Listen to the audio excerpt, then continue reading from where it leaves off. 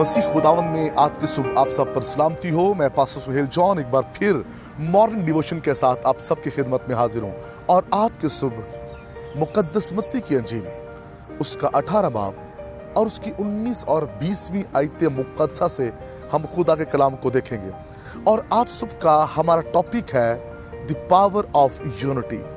खुदा के लोगों, जो पावर है, जो ताकत है, वो इत्तेहाद के अंदर है।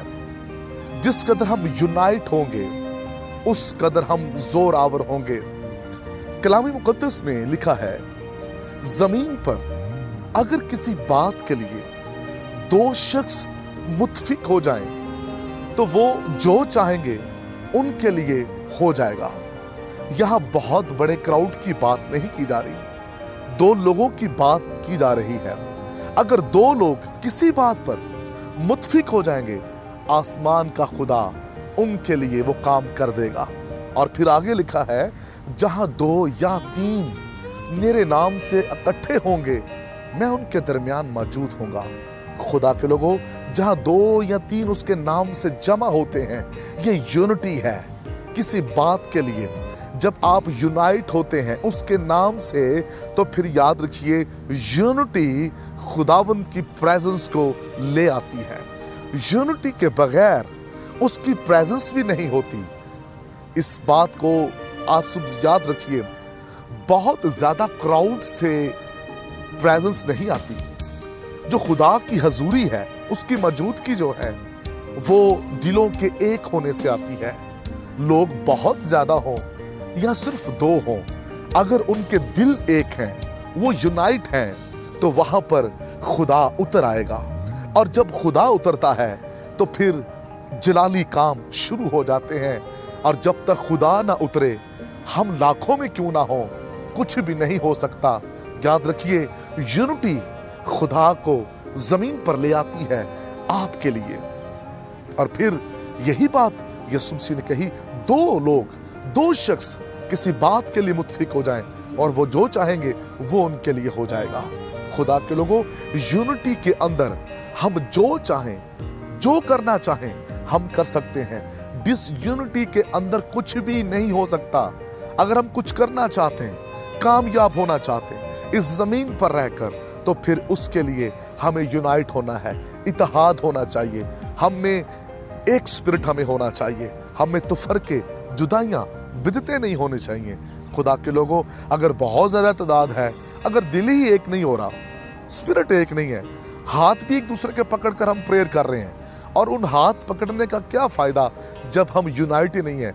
दिखावे की यूनिटी नहीं चाहिए, वो यूनिटी चाहिए जिसमें रियलिटी है।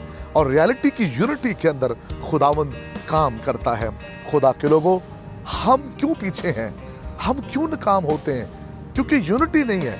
जिस चर्च के अंदर यूनिटी नहीं है, जिस घर के अंदर यूनिटी नहीं है, जिस कौम के अंदर यूनिटी नहीं है, वहां नाकामी है।